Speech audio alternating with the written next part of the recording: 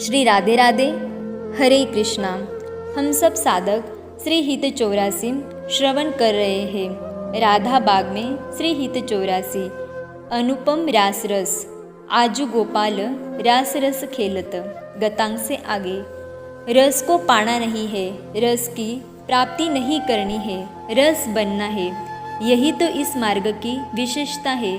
जैसे ज्ञानी कहते हैं ब्रह्म का चिंतन ब्रह्म बनने के लिए है, हम ब्रह्म है, ऐसे ही हम रसोपासना वाले कहते हैं रस का चिंतन, रस का कथन रस पाने के लिए नहीं है, रस बनने के लिए है। तभी तो हमारा वो भोग करेगा, हम उसके भोग योग्य बने। आहा, ये बात आपके समझ में आ रही है। हमें रस बनकर उनके आगे प्रस्तुत हो जाना है। और रस बनने की आकांक्षा उदित तब होती है जब आप उस रस के चिंतन में अपने अहम को मिटाना प्रारंभ कर दें। उसका सतत स्मरण, रस के सतत स्मरण से शरद का आविर्भाव होगा आपके हृदय में। शरद ऋतु उस ऋतु का नाम है जिसमें सब कुछ निर्मल होता है, स्वच्छ होता है, कमल खिलते हैं, सब कुछ सरस हो उठता है। लता, वृक्ष, पृथ्वी, आकाश, वायु सब कुछ रसपूर्ण हो जाता है। ये बाहरी नहीं, आपका हृदय श्री वृंदावन बन जाता है। शरद के कारण ही फिर रस बनने की प्रक्रिया शुरू हो जाती है। रस का अद्भुत रूप प्रकट होता है। गाढ़ प्रगाढ़ रस ही फिर रास बनकर थिरकने लगता है। वही रास सर्वत्र आमोद भरता है। वही आमोद जब चरण पर पहुंचता है तो बेसुधी ला देता है। वही बेसुधी इस रास का चरम चरितार्थ है।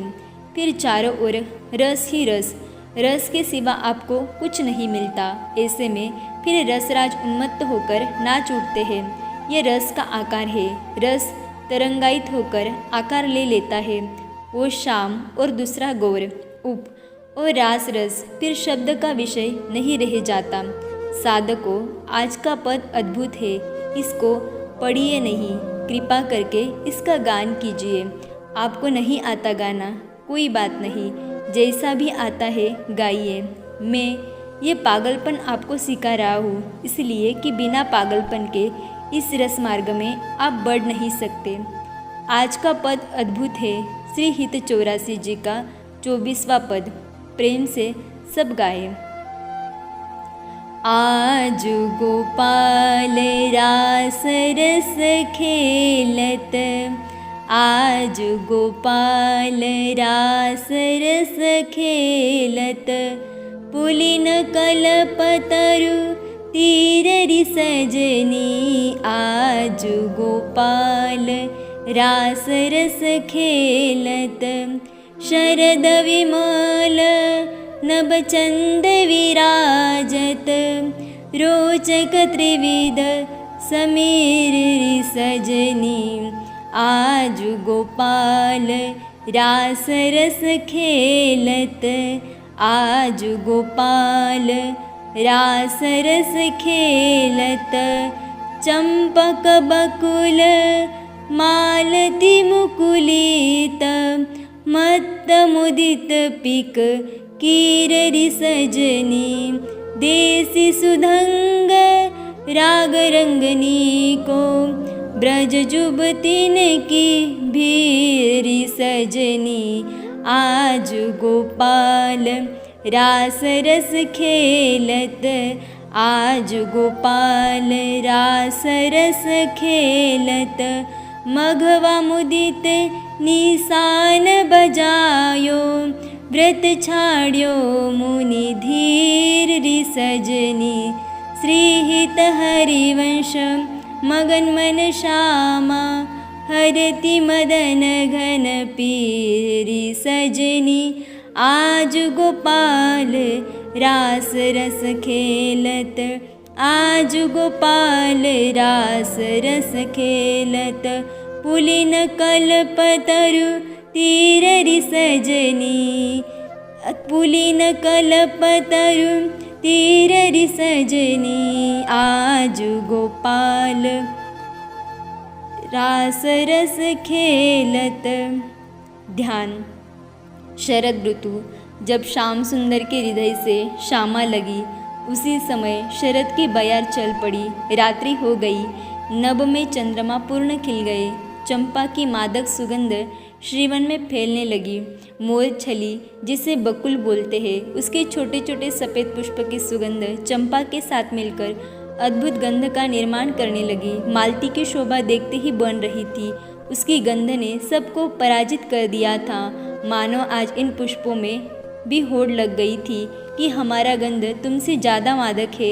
लताओं के पत्र चमकीले थे, उनमें चंद्र की चांदनी जब पड़ती थी तो और चमक उठते थे। मालती की तो शोभा तो और दिव्य थी। वो लिपट गई थी तमाल से। रात्रि में ही इसकी सुगंध फैलती है, इसे भी अवसर मिल गया था। इस तरह पूरा श्रीवन सुगंध से भर गया था। तभी सामने एक दिव्य रासमंडल प्रकट हो गया। ये मंडल नाना मणि माणिक्य से बना था। खुला रासमंडल था। चंद्र की चांदनी से ये और चमक उठा था। इसकी चमक चारों ओर फैल रही थी, आकाश तक जगमगा रहा था। अब समस्त पुष्पों के सुगंध का भार लेकर पवन ने श्रीवन में डोलना प्रारंभ किया। तभी श्याम सुंदर श्वेत वस्त्र धारण किए उस रासमंडल में कुंजों से निकलकर आ गए। श्री श्यामाजू ने भी आज श्वेत साड़ी पहनी है। चारों ओर सखियों का झुंड आ गया। आज सबने श्वेत वस्त्र ही धारण किए हैं और हित सखी देख रही है। इस दिव्य झांकी को देखते हुए ये भी उन्माद से भर गई और बोल उठी, अरे सजनी देख, यमुना के किनारे हमारे रसिक पर गोपाल लाल कल्प वृक्ष के नीचे कैसे रास रस की क्रीड़ा कर रहे हैं। अद्भुत रसरास है ये तो। हित सखी आह्लादित होकर कह रही है। स्वच्छ आकाश में शरद का चंद्र पूर्णता से खिला हुआ है और सुखद त्रिविध पवन भी बह रहा है। अरे सजनी देख, हित सखी प्रेम रस से सरोवर है।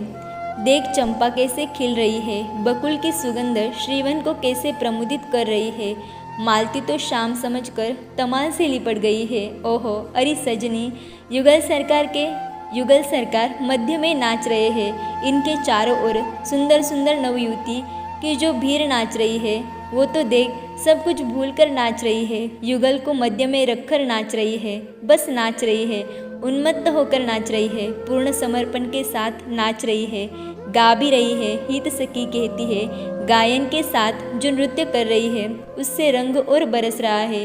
हित सखी चमत्कृत हो उठती है। रास तो पूर्व में भी हुए थे, किंतु ये रास तो राग और रंग की जो वर्षा कर रहा है वो अद्भुत है, कुछ और नहीं कहा जा सकता।